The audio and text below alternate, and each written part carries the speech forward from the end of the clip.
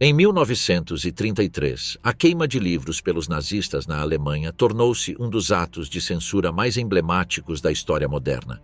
Milhares de livros foram atirados às chamas sob a crença de que continham ideologias subversivas que ameaçavam o Reich. No entanto, além da condenação generalizada dessa prática, poucos se detiveram para questionar quais livros foram realmente destruídos e por que foram considerados tão perigosos. A queima de livros tornou-se um símbolo da repressão de ideias, mas o que tornou esses livros tão perigosos a ponto de justificar sua destruição física? Após a guerra, a Alemanha também participou da proibição de livros durante o processo de desnazificação, o que suscita uma reflexão importante sobre a censura em diferentes momentos históricos. Embora as queimadas de livros sejam geralmente associadas a obras judaicas, essa explicação é simplista. É necessário aprofundar-se nas razões por trás da censura nazista, explorar o tipo de conteúdo considerado subversivo e entender como esse ato de destruição foi apenas uma pequena parte de um controle total sobre o pensamento e a cultura. Este é um tema complexo que vai além das imagens icônicas de livros queimados. É hora de analisar o contexto histórico e desvendar a verdadeira magnitude do que estava em jogo. A visão de Goebbels, a revolução cultural que transformou a Alemanha nazista. Em 15 de novembro de 1933, o ministro da propaganda da Alemanha nazista, Joseph Goebbels, discursou diante de milhares de jovens entusiasmados. Naquele momento, o partido nazista estava no poder há quase um ano e, nesse curto período, havia mudado profundamente a natureza da sociedade alemã. Goebbels disse: "A revolução que fizemos é total. Ela abrangeu todas as áreas da vida pública e as reestruturou fundamentalmente. Mudou e remodelou completamente a relação das pessoas, umas com as outras, com o Estado e com as questões da existência." Ele afirmou que em 30 de janeiro, dia em que Adolf Hitler foi nomeado chanceler da Alemanha, a era do individualismo havia chegado ao fim. Agora era a hora da comunidade. Mas como eles conseguiram mudar a sociedade de tal forma em tão pouco tempo? A revolução da qual Goebbels falava não era uma revolução social ou econômica nos moldes da Revolução Francesa de 1789 ou da Revolução Russa de 1917. Tampouco era uma revolução de sublevação permanente, como Ernst Röhm e seus camisas pardas pareciam vislumbrar antes de serem esmagados em 1934. Era uma revolução cultural. Ela previa o aprofundamento e o fortalecimento da conquista do poder político pelos nazistas por meio da conversão de todo o povo alemão ao seu modo de pensar. Em 25 de março de 1933, Goebbels novamente apontou que a maior porcentagem de votos que o partido nazista havia recebido em eleições livres havia sido de 37%. Ele aspirava a ter 100% da população apoiando seus objetivos e ideologia. Foi com esse objetivo que Hitler criou um novo Ministério da Esclarecimento Popular e Propaganda em 13 de março de 1933 e nomeou o próprio Goebbels para o ministério, com um assento no gabinete. Goebbels definiu a tarefa do ministério como a mobilização espiritual do povo alemão numa recriação permanente do espírito de entusiasmo popular que, segundo os nazistas, galvanizou o povo alemão no início da guerra em 1914. A crença dos nazistas no poder positivo da propaganda também devia muito à experiência da Primeira Guerra Mundial, quando, acreditavam eles, os britânicos haviam conseguido disseminar mitos prejudiciais sobre a Alemanha. O Ministério de Goebbels, composto por jovens e comprometidos ideólogos nazistas, buscava não apenas apresentar o regime e suas políticas sob uma luz positiva, mas também gerar a impressão de que todo o povo alemão apoiava entusiasticamente tudo o que ele fazia. De todas as coisas que fizeram do Terceiro Reich uma ditadura moderna, sua incessante demanda por legitimação popular era uma das mais impressionantes. O regime colocou-se quase desde o início em um estado de consulta plebiscitária permanente das massas. Empenhou-se imensamente em garantir que cada aspecto dessa consulta resultasse em um endosso retumbante e praticamente unânime de suas ações, suas políticas e, acima de tudo, de seu líder. Mesmo que soubesse, como devia saber, que esse endosso estava na realidade longe de ser genuíno, a mera aparência de entusiasmo constantemente renovado das massas pelo Terceiro Reich e de uma adulação histérica das massas ao seu líder certamente teria o efeito de persuadir muitos alemães, de outra forma céticos ou neutros, a seguir a corrente da opinião popular. Também intimidaria os oponentes do regime, levando-os ao silêncio e à inação, persuadindo-os de que seu objetivo de obter o apoio de seus concidadãos era irremediavelmente irrealista. Goebbels era bastante aberto quanto ao fato de que essa legitimação popular do Terceiro Reich era manipulada pelo regime. Era função do Ministério da Propaganda coordenar e conduzir toda a apresentação pública do regime e de suas políticas. Isso incluía cerimônias e rituais, como os desfiles com tochas realizados para marcar a nomeação de Hitler como chanceler do Reich em 30 de janeiro de 1933. A abertura oficial do Reichstag em Potsdam em 21 de março de 1933, o comício anual do Partido Nazista em Nuremberg todo outono, o Dia Nacional do Trabalho em 1º de maio e rituais simbólicos como a infame queima de livros. Novos feriados e festivais foram adicionados ao calendário tradicional, incluindo o aniversário de Hitler em 20 de abril e a comemoração do golpe de 1923 em 9 de novembro. Por toda a Alemanha, nomes de ruas foram alterados para remover lembranças repentinamente indesejadas ou inconvenientes do passado democrático e para celebrar Hitler, outros líderes nazistas ou heróis sacrificados do movimento, como Horst Wessel, que deu nome ao bairro operário de Friedrichshain, em Berlim. Uma rua também foi renomeada em Hamburgo em homenagem a Otto Blücher, de 17 anos, membro da juventude hitlerista, baleado em um ataque armado comunista à sede de uma filial local do Partido Nazista em 26 de fevereiro de 1933. Houve muitos exemplos semelhantes. A luta de Joseph Goebbels pela cultura nazista. Desde que foi nomeado ministro da propaganda, Goebbels iniciou uma campanha destinada a mobilizar o espírito do povo alemão a serviço do Terceiro Reich e de suas ideias. Mas sua campanha não correu totalmente bem. Um dos motivos foi que ele estava longe de desfrutar de um monopólio sobre o território que reivindicava como seu.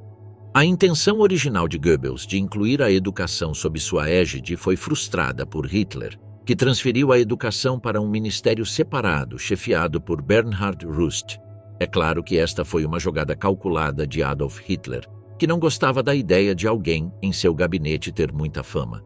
Mais seriamente, porém, Goebbels teve que lutar pela supremacia na esfera cultural contra o autoproclamado ideólogo do partido, Alfred Rosenberg, que via como seu dever propagar a ideologia nazista por toda a cultura alemã. No final da década de 1920, Rosenberg tornou-se líder da chamada Liga de Combate pela Cultura Alemã, uma das muitas organizações especializadas estabelecidas dentro do Reich, partido na época. Em 1933, a Liga agiu rapidamente para assumir o controle de instituições teatrais alemãs coordenadas. Rosenberg também se empenhava em impor pureza ideológica a muitos outros aspectos da cultura alemã, incluindo a música e as artes visuais, as igrejas, a universidade e a vida intelectual. Todas essas eram áreas que Goebbels inicialmente imaginara que ficariam sob o controle do Ministério da Propaganda. A Liga de Combate pela Cultura Alemã era pequena, mas muito ativa. Seu número de membros aumentou de 2.100 em janeiro de 1932 para 6.000 um ano depois, 10.000 em abril de 1933 e 2041, 38.000 em outubro do ano seguinte. Muitos dos ataques a músicos judeus e de esquerda ocorridos na primavera e no início do verão de 1933 foram organizados ou inspirados pela Liga de Combate pela Cultura Alemã, a qual pertencia a um número substancial de críticos musicais e escritores de extrema-direita. Além disso, Rosenberg tinha uma poderosa arma de propaganda à sua disposição. Chamava-se Racial Observer, um jornal diário nazista do qual ele era editor-chefe. Para piorar a situação para Goebbels, as visões de Rosenberg sobre arte e música estavam muito mais em sintonia com as de Hitler do que com as suas. No entanto, Goebbels ainda era mais importante que Rosenberg. Embora o gabinete de Rosenberg fosse uma instituição puramente partidária, Goebbels tinha a vantagem de combinar sua força partidária como líder da propaganda do Reich com o poder de um ministério de Estado que era, ao mesmo tempo, politicamente incontestável, pois era composto por membros comprometidos do partido. Hitler não confiava nas habilidades políticas de Rosenberg. Quando Hitler foi preso após o fracassado golpe da cervejaria de 1923, Rosenberg foi nomeado chefe do partido e não fez um trabalho particularmente bom. Por essa razão, Hitler se recusou a lhe dar uma nomeação governamental. Além disso, embora compartilhasse muitos de seus preconceitos, Hitler tinha uma opinião quase tão negativa das teorias pretensiosas e pseudofilosóficas de Rosenberg quanto Goebbels. Ele nunca o admitiu ao círculo íntimo de seus amigos e companheiros. Já no verão de 1933, a perturbação causada pela Liga de Combate pela Cultura Alemã começou a se tornar politicamente inconveniente. Em 22 de setembro de 1933, Goebbels aprovou um decreto para estabelecer a Câmara de Cultura do Reich, com ele como presidente. Ela continha 7 subseções designadas, também conhecidas como câmaras: literatura, teatro, música, rádio, cinema, belas artes e imprensa, correspondendo às divisões já estabelecidas em seu ministério. Algumas dessas câmaras especializadas já existiam, como, por exemplo, a Câmara de Cinema do Reich. Dessa forma, Goebbels conseguiu reconquistar o teatro alemão de Rosenberg. Qualquer pessoa que desejasse trabalhar em qualquer uma dessas áreas era obrigada a ser membro da Câmara apropriada, dando a Goebbels o poder de excluir qualquer pessoa cujas opiniões fossem inaceitáveis para o regime. Além disso, ele efetivamente marginalizou Rosenberg na esfera cultural. Goebbels também utilizou a Câmara de Cultura do Reich para estabelecer melhores direitos de pensão e para se livrar dos inexperientes e não qualificados, embora esta última política tenha sido suavizada a partir de 1935. Ao mesmo tempo, teve o cuidado de apresentar a Câmara de Cultura do Reich e suas subcâmaras especializadas como uma forma de autogestão cultural. O Ministério da Propaganda as administraria com um toque leve, enquanto o verdadeiro poder supostamente residia nos artistas, músicos e escritores seniores que as presidiam e as administravam no dia a dia. Dessa forma, o ministro da Propaganda conquistou o apoio da esmagadora maioria dos alemães que dependiam da cultura, de uma forma ou de outra, para sua subsistência. Os números eram impressionantes. Em 1937, a Câmara de Artes Visuais do Reich contava com 35 mil membros, sendo 95.600 na Câmara de Música do Reich e 41.100 na Câmara de Teatro do Reich na mesma data. A Câmara de Cultura do Reich foi inaugurada em uma grande cerimônia presidida pelo próprio Hitler no Salão Filarmônico de Berlim, em 15 de novembro de 1933, com música da prestigiosa orquestra residente do salão, regida primeiro por Wilhelm Furtwängler e depois por Richard Strauss, seguida por um discurso de Goebbels e um coro de uma ópera de Wagner. Rosenberg recebeu o título grandiloquente, mas essencialmente vazio, de representante do líder para a formação e educação filosófica e intelectual geral do Partido Nacional Socialista, em janeiro de 1934.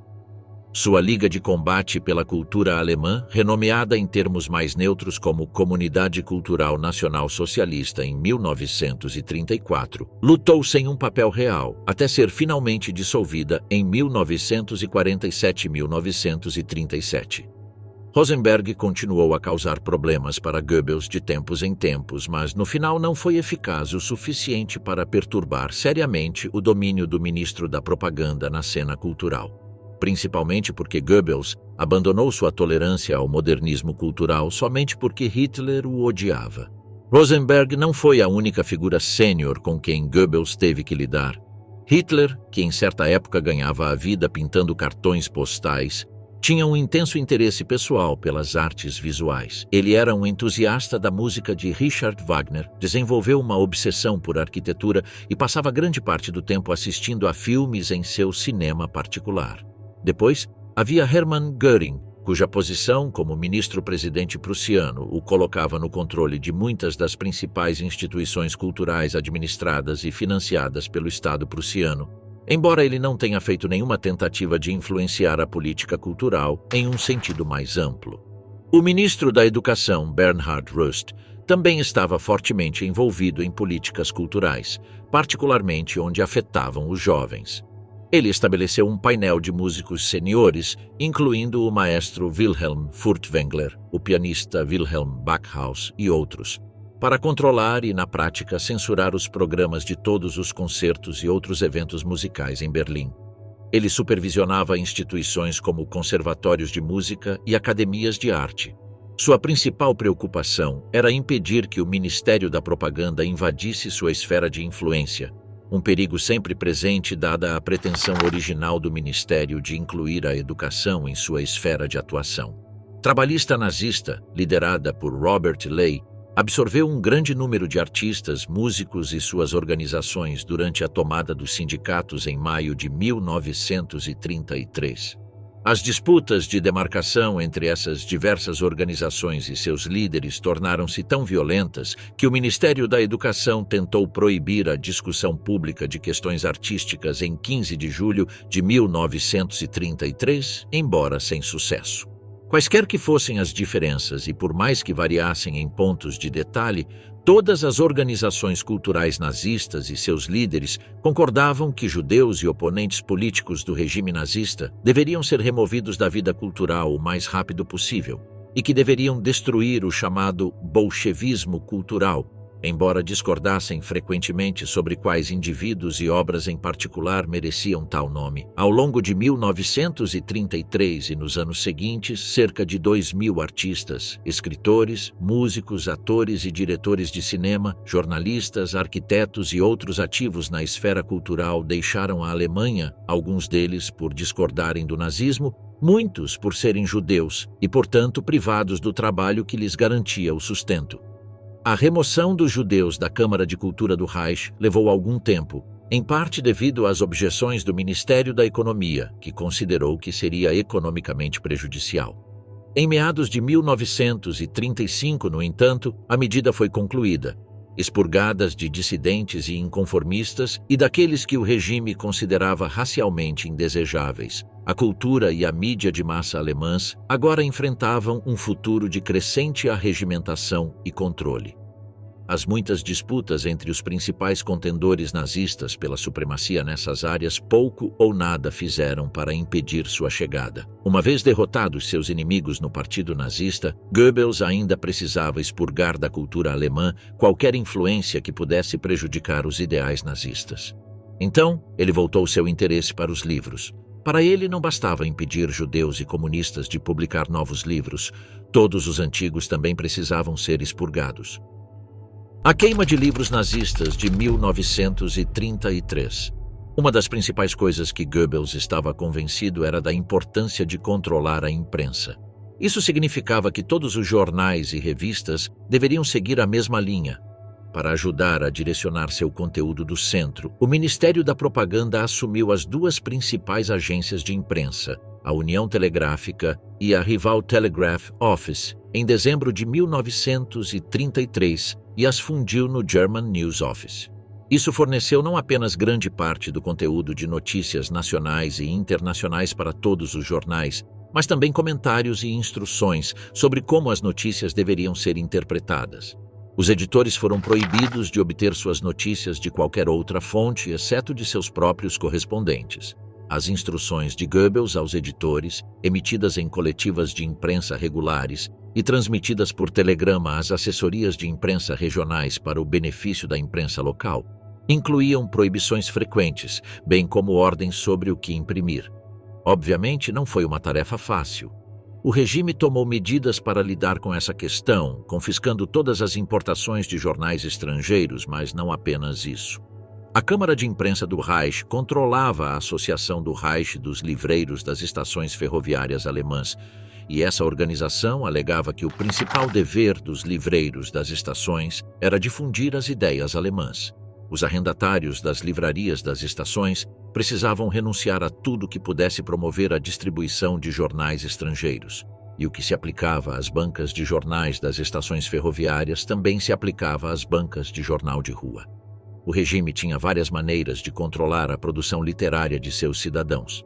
A filiação à Câmara de Literatura do Reich era obrigatória não apenas para todos os escritores, poetas, roteiristas, dramaturgos, críticos e tradutores, mas também para editoras, livreiros de primeira e segunda mão, bibliotecas de empréstimo e qualquer coisa relacionada ao comércio de livros, incluindo publicações científicas, acadêmicas e técnicas. Judeus eram excluídos, assim como quaisquer dissidentes ou pessoas com um passado politicamente suspeito. A censura baseava-se em um decreto emitido quase imediatamente após a nomeação de Hitler como chanceler do Reich, em 4 de fevereiro de 1933, que permitia a apreensão pela polícia de quaisquer livros que tendessem a pôr em risco a segurança e a ordem públicas. Munidos dessa arma, os censores dificilmente precisariam dos poderes adicionais concedidos pelo decreto de incêndio do Reichstag, de 28 de fevereiro de 1933. Além disso, o Código Penal há muito continha disposições para a apreensão e supressão de livros supostamente perigosos, e havia uma longa e legalmente legítima tradição de confiscar e proibir literatura suja e vulgar. Logo, bibliotecas e livrarias passaram a ser invadidas, muitas vezes em rápida sucessão, por agentes da Polícia Criminal, da Gestapo, do Ministério do Interior, dos tribunais, das autoridades locais e da Autoridade Suprema de Censura para a Literatura Suja e Indecente sediada em Leipzig. A juventude hitlerista, os camisas pardas e a organização de estudantes nazistas estavam igualmente vigilantes na erradicação de livros de judeus, pacifistas, marxistas e outros autores proscritos. A Liga de Combate pela Cultura Alemã de Rosenberg também desempenhou seu papel, assim como a Comissão Oficial de Censura do Partido, que tinha que vetar publicações produzidas pelo próprio partido. Em dezembro de 1933, mais de 1.000 títulos haviam sido proibidos por essas diversas instituições. Mas isso não foi suficiente. O próprio Goebbels lançou uma campanha para pressionar os alemães, especialmente os estudantes universitários, a encontrar literatura judaica e obscena onde pudessem encontrá-la e queimá-la. O evento de queima de livros mais notório da história aconteceu na noite de 10 de maio de 1933. Em seu esforço para expurgar a comunidade literária, Goebbels tinha um forte aliado na Associação Nacional Socialista de Estudantes Alemães. Os estudantes universitários alemães estavam entre a vanguarda do movimento nazista inicial e, no final da década de 1920, muitos se juntaram às fileiras de várias formações nazistas. O ultranacionalismo e o antissemitismo das organizações estudantis seculares de classe média foram intensos e expressivos por décadas. Após a Primeira Guerra Mundial, muitos estudantes se opuseram à República de Weimar e encontraram no nacionalsocialismo um veículo adequado para seu descontentamento político e hostilidade. Em 6 de abril de 1933, a Secretaria de Imprensa e Propaganda da Associação de Estudantes Nazistas Alemães proclamou uma ação contra o espírito antigermânico em todo o país, culminando em um expurgo literário ou limpeza pelo fogo.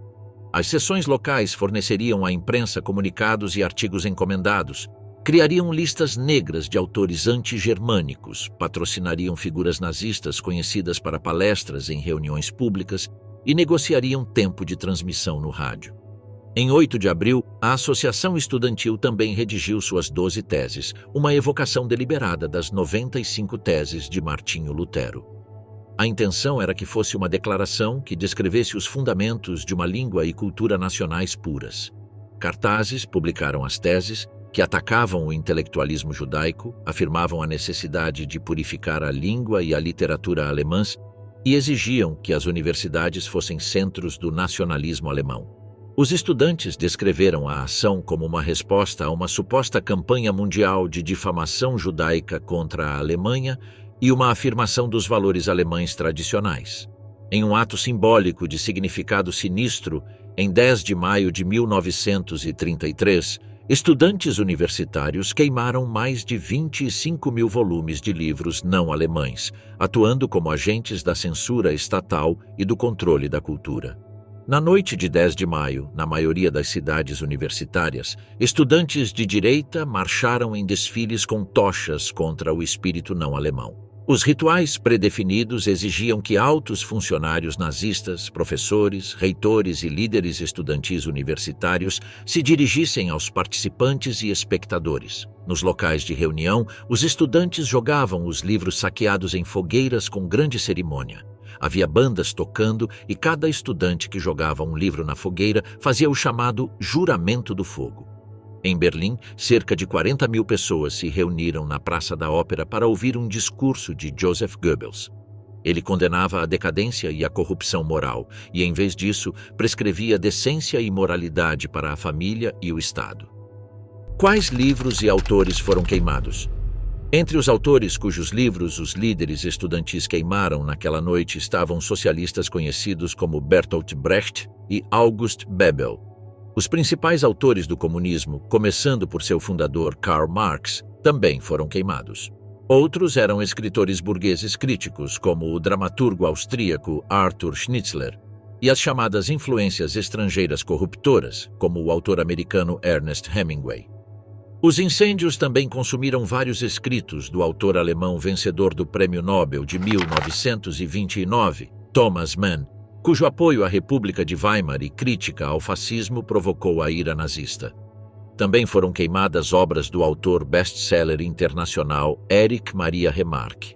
Seu romance mais conhecido, Nada de Novo no Front, foi entendido como um retrato não muito lisonjeiro dos soldados da Primeira Guerra Mundial.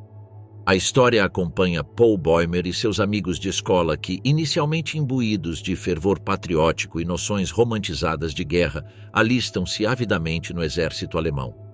Rapidamente são confrontados com a realidade brutal e desumanizante da guerra de trincheiras, que destrói seu idealismo e os deixa profundamente desiludidos. A narrativa retrata vividamente o sombrio custo físico e psicológico do combate. Ela destaca a constante ameaça de fogo de artilharia, ataques com gás venenoso, metralhadoras e a violência implacável e sem sentido das linhas de frente. Os soldados vivem em condições precárias, cercados pela morte e pelo desespero. Assim, os ideólogos nazistas acreditavam que isso poderia minar o fervor dos jovens soldados pela guerra, e os planos de Hitler decididamente incluíam a guerra em um futuro próximo. Obras dos primeiros críticos literários alemães do regime nazista também foram queimadas, como as de Erich Kästner, Heinrich Mann e Ernst Gläser.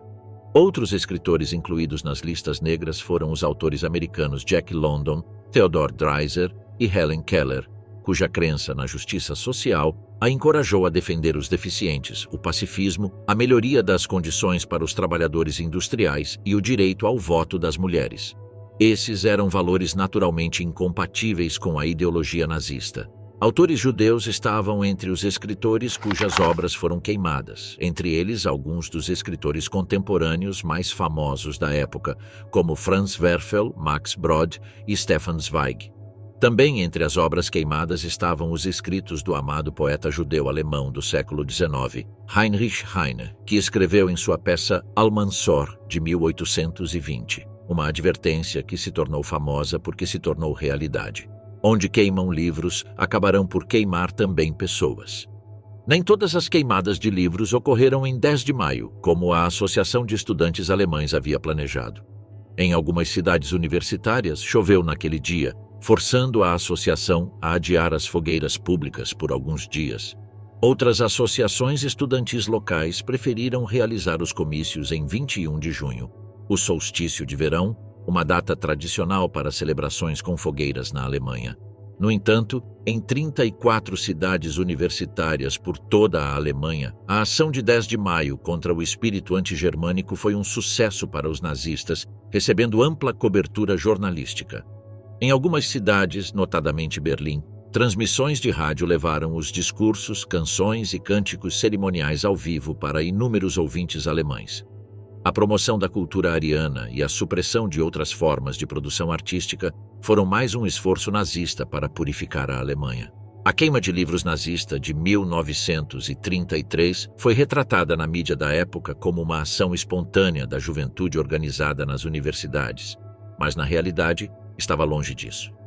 As queimas de livros tinham um forte lado ritualístico e simbólico, mesmo que não explicitamente místico em um sentido sobrenatural.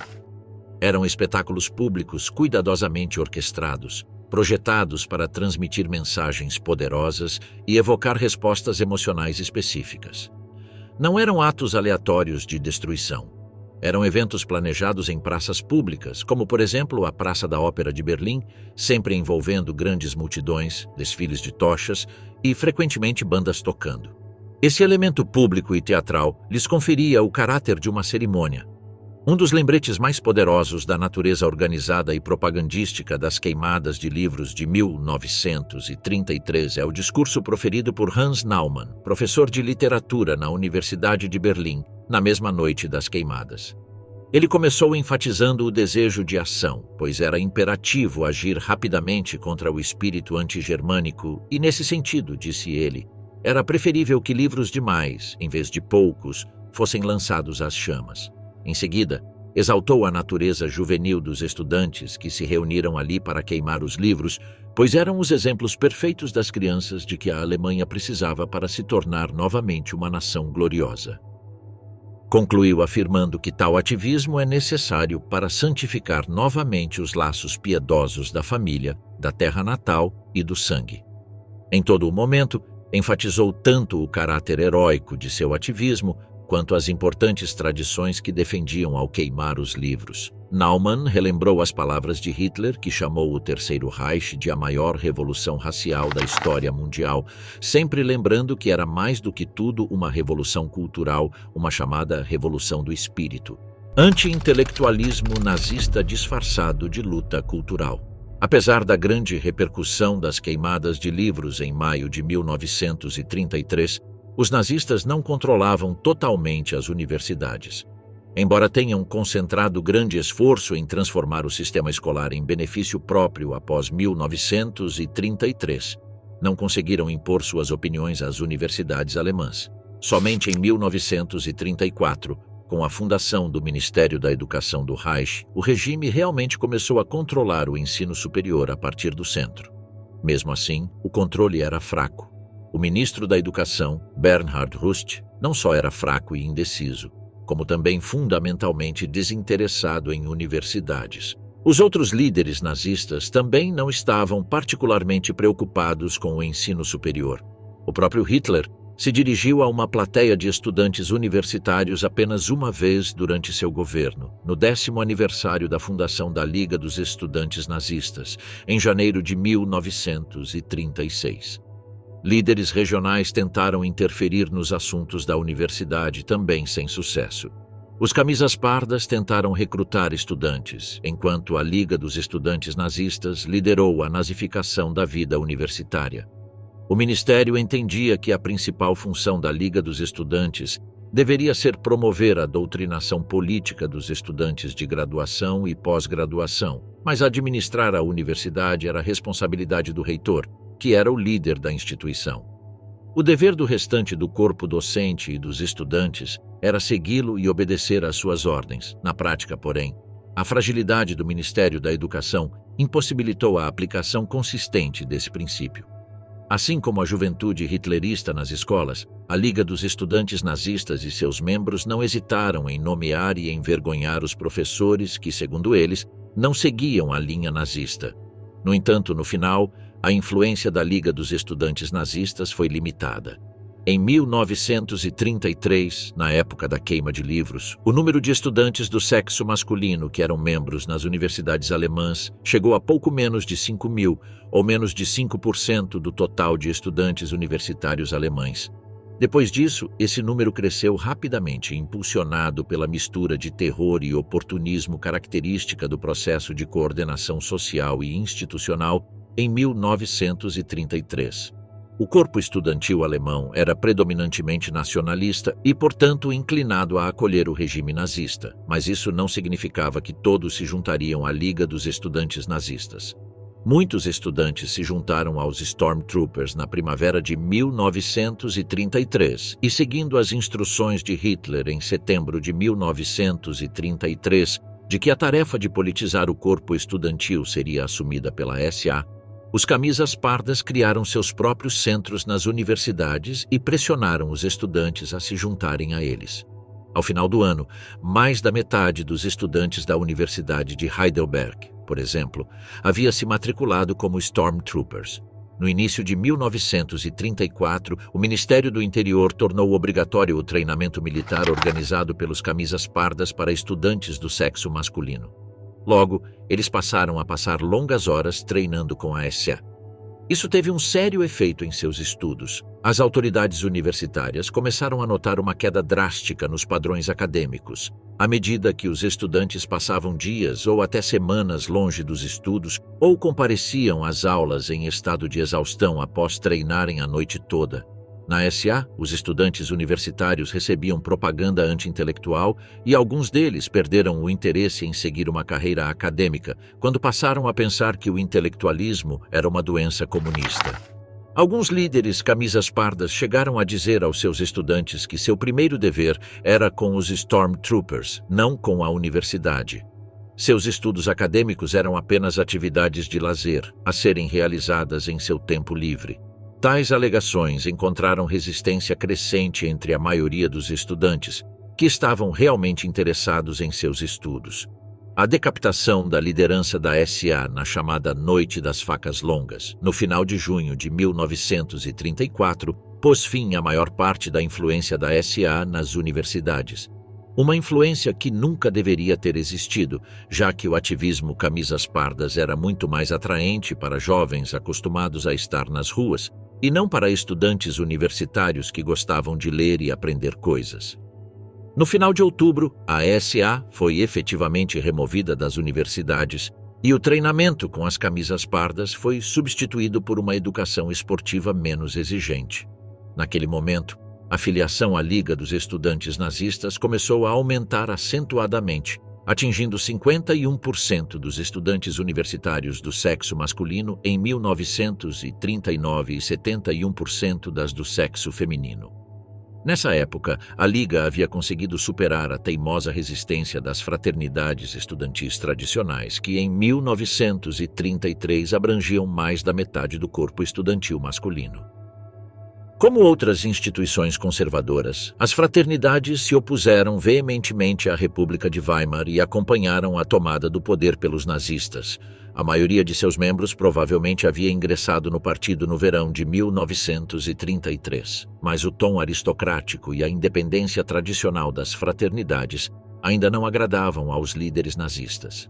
Em maio de 1936, Hitler e Hess condenaram abertamente as fraternidades e proibiram os membros do partido de pertencerem a elas. Em resumo, pode-se dizer que, embora a maioria dos estudantes universitários concordasse em princípio com o nacionalismo e o racismo do partido nazista, eles não estavam totalmente predispostos a participar de suas atividades anti-intelectuais, exceto por alguns milhares, a maioria dos quais participou da queima de livros de 1933.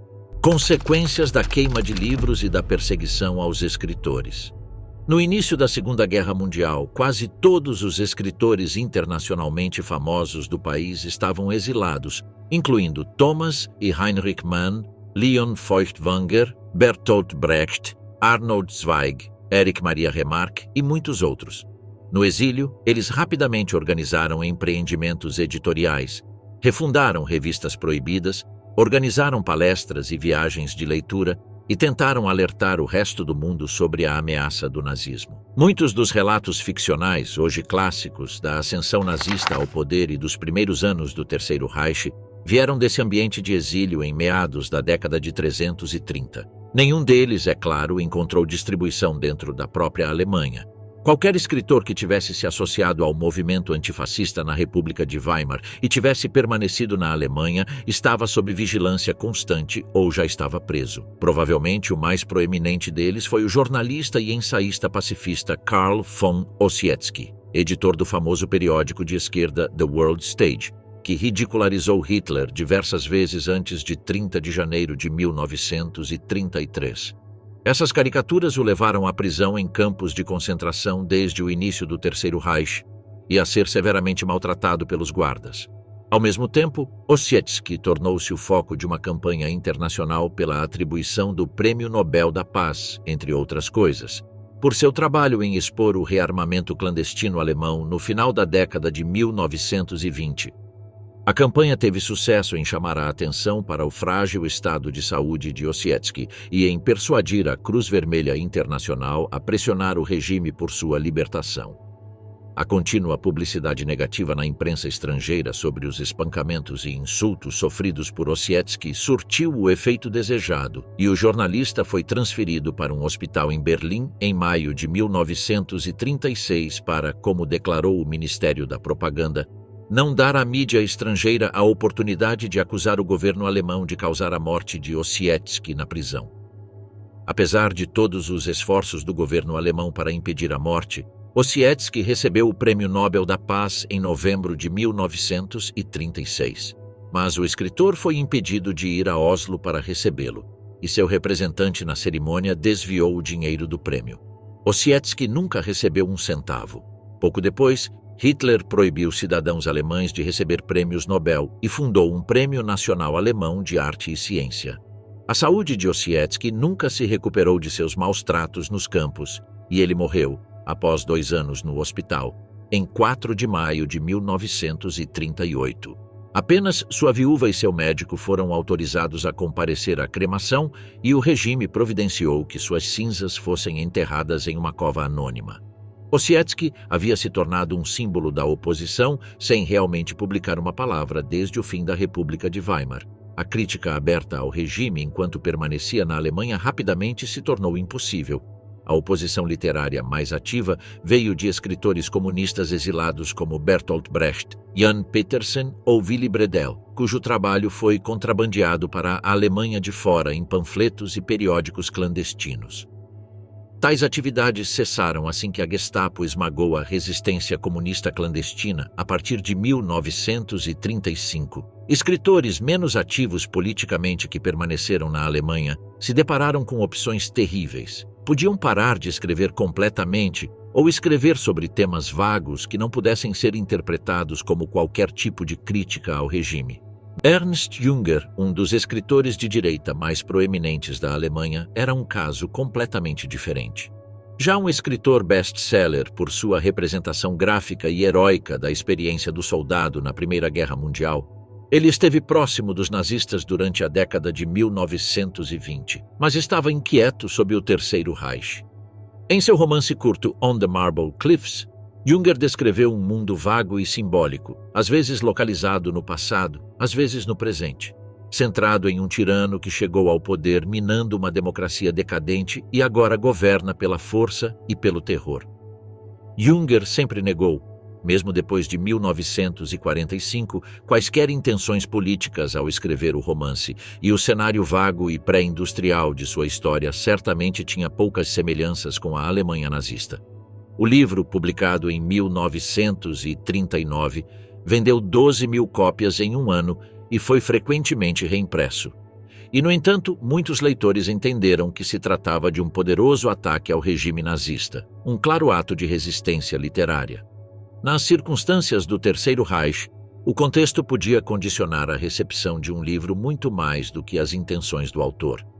Jünger estava protegido de interferências, talvez por ser um herói de guerra, muito admirado por Hitler e Goebbels. Outros nunca precisaram de proteção. No total, 4.100 obras impressas diferentes foram proibidas por um total de 40 órgãos de censura diferentes somente em 1934. Nos 2 primeiros anos do Terceiro Reich, a literatura de escritores judeus desapareceu das estantes públicas, e poetas judeus como Heinrich Heine passaram a ser condenados como imitações superficiais da verdadeira escrita alemã. As obras de escritores clássicos não-judeus, como Goethe e Schiller, foram reinterpretadas de maneira adequada à ideologia do regime. As tentativas de Goebbels de controlar o que o povo alemão lia e escrevia tiveram um resultado catastrófico na qualidade e na liberdade da literatura alemã naquele momento. Não foram apenas os livros que foram queimados em 1933, mas a identidade de uma nação. A Noite dos Vidros Quebrados, o discurso de Goebbels que desencadeou o horror. Não foi um episódio isolado, nem apenas o anúncio do que estava por vir. Para que acontecesse, Todos os atores que possibilitaram o Holocausto estavam envolvidos. A decisão dos líderes, a SS, o ódio, a ambição, a ajuda ativa de muitos, a indiferença de outros. As estatísticas falam de pelo menos 91 mortos, 30 mil judeus deportados para campos de concentração, 7.500 estabelecimentos comerciais destruídos e 1.500 sinagogas incendiadas. Aquela noite não foi o início da barbárie, que havia começado pelo menos 5 anos antes. Perseguições, segregação e maus tratos constantes aos judeus. No entanto, em 9 de novembro, ocorreu uma ruptura evidente, uma fronteira foi cruzada e um novo nível de abjeção foi alcançado. O que aconteceu naquela noite não é um episódio isolado, nem apenas o anúncio do que estava por vir. Para que a noite dos cristais quebrados acontecesse, todos os atores que possibilitaram o Holocausto estavam envolvidos. A decisão dos líderes, a SS, o ódio, a ambição, a ajuda ativa de muitos, a indiferença de outros, perseguição, danos e morte. As estatísticas falam de pelo menos 91 mortos, 30 mil judeus deportados para campos de concentração, 7.500 estabelecimentos comerciais destruídos, 1.500 sinagogas incendiadas, quase todas na Alemanha. A noite de 9 de novembro de 1938 não foi uma noite como qualquer outra. Para muitos, foi a pior noite de suas vidas. Ficaria na história como a Noite dos Cristais Quebrados, Kristallnacht. As multidões destruíram tudo em seu caminho. Na manhã de 10 de novembro, as ruas de muitos bairros alemães estavam desoladas. Os poucos que ousavam caminhar por elas, suportando o frio intenso, produziam um som incomum que rompia o silêncio desesperador. Cada passo produzia um leve estalo. No chão, um tapete quase perfeito de pequenos cacos de vidro. No meio, um casaco esquecido, um boné que havia caído durante uma fuga desesperada. Por toda parte, vestígios de sangue escuro e espesso que manchavam o chão e algumas paredes e coloriam os cacos de vidro. Uma criança abandonada com os olhos perdidos, um velho chorando, alguém pegando um objeto do chão e correndo. E quase ninguém mais. Em 8 de novembro de 1938, ocorreu um evento em Paris que o regime nazista usou como a desculpa perfeita para continuar a busca que havia começado anos antes e que terminaria, e seria aperfeiçoada, com a solução final. Um jovem de 17 anos entrou na embaixada alemã em Paris, pediu para falar com um funcionário e, quando foi levado à sua presença com mão firme, sacou uma arma da roupa e atirou. 3 vezes. Ernst von Rath, o terceiro secretário da embaixada, caiu no chão. A agonia foi breve.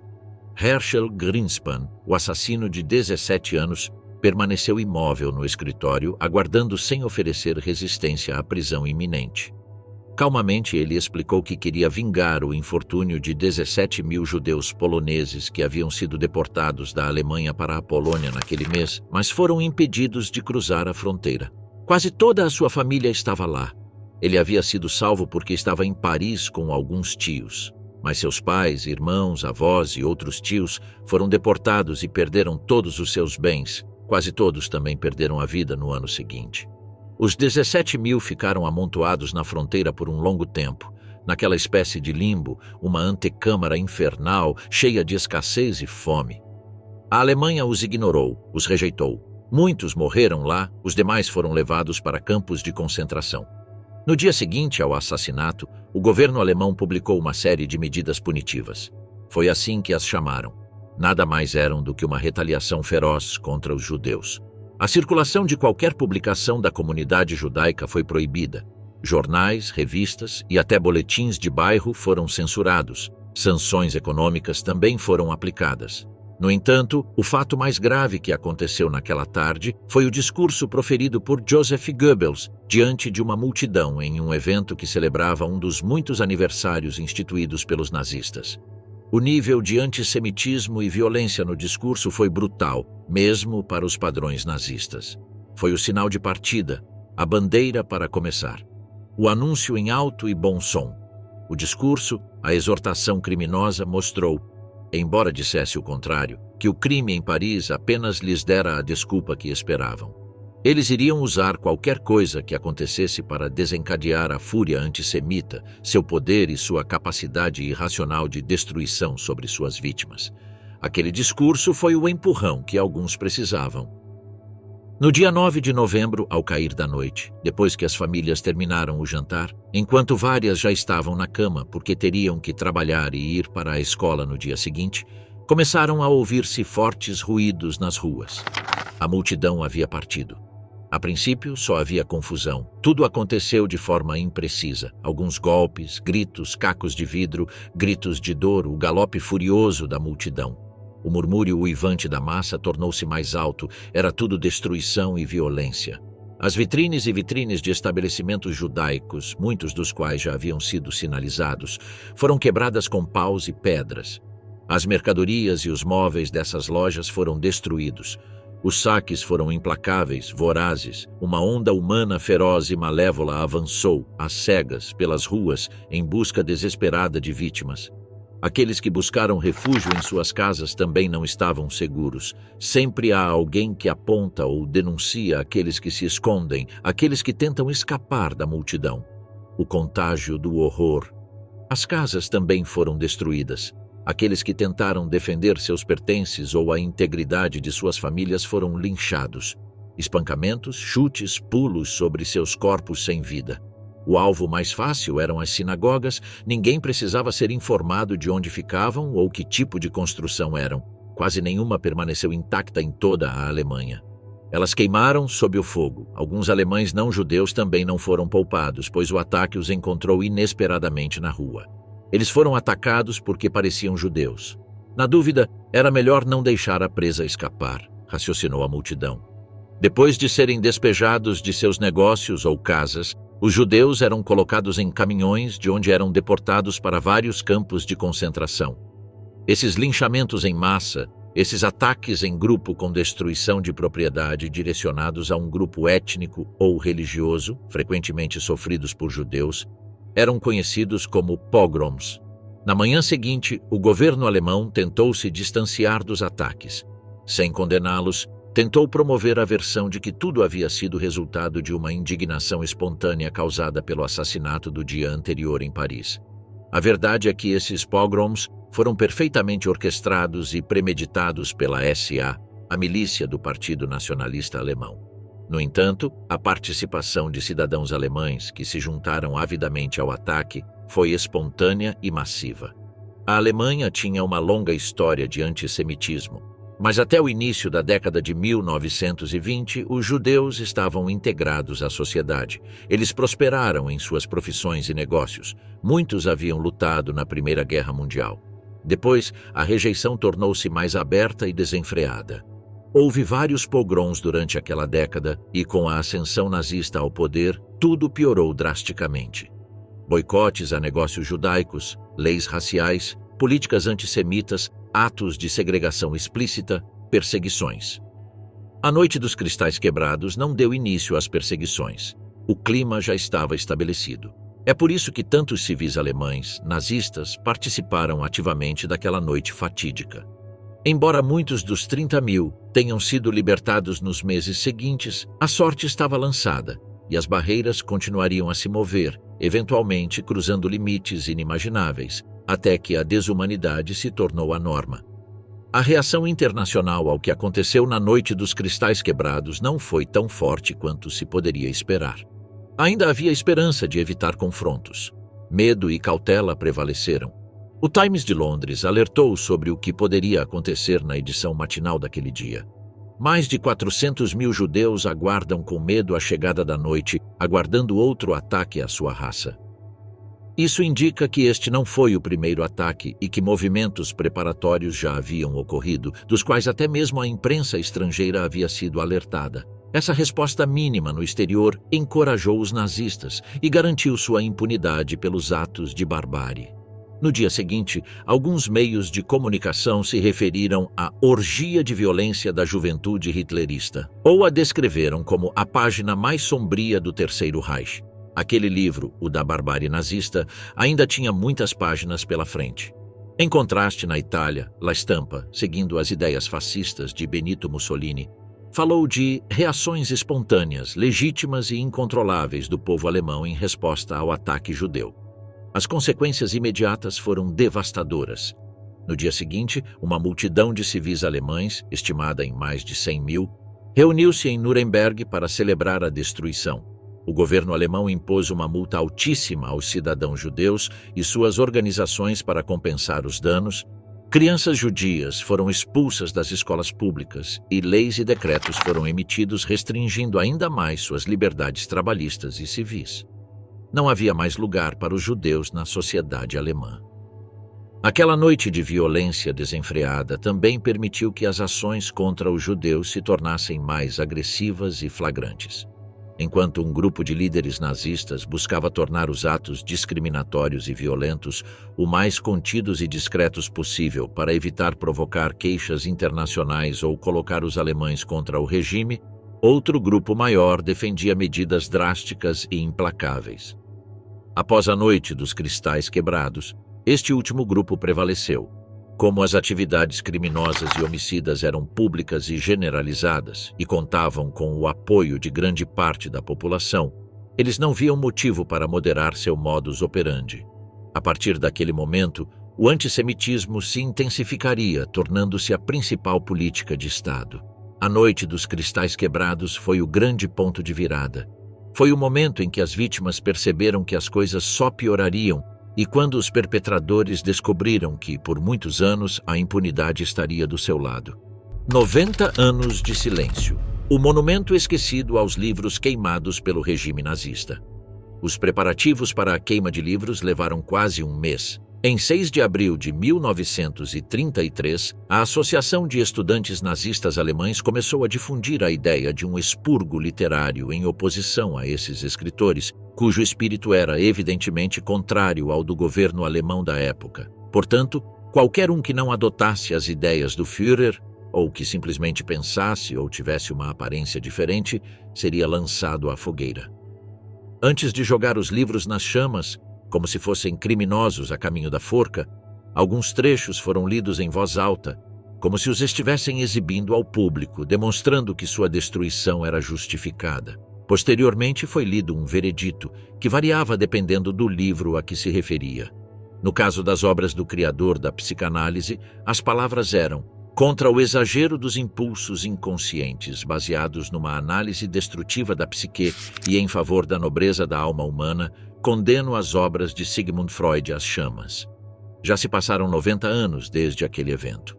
Hoje, no centro da praça Bebelplatz, encontra-se uma placa de vidro cobrindo uma estante inteiramente vazia, projetada no subsolo como um monumento pelo artista Milcham Ullmann, em memória dos livros que foram queimados. O tamanho da estante corresponde ao espaço que esses livros teriam ocupado se tivessem sobrevivido àquele dia fatídico. Esse evento deu origem às listas de títulos e autores proibidos na Alemanha e em grande parte da Europa durante os anos de dominação nazista. Como inquisidores, os seguidores de Hitler privaram as pessoas de conhecimento por vários anos.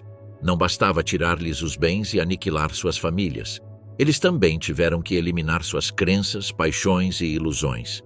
A única coisa que resta a pensar é: por que queimar livros? Aparentemente eles não fazem mal a ninguém. Nem sequer estão vivos. É claro que Hitler entendeu o mais importante.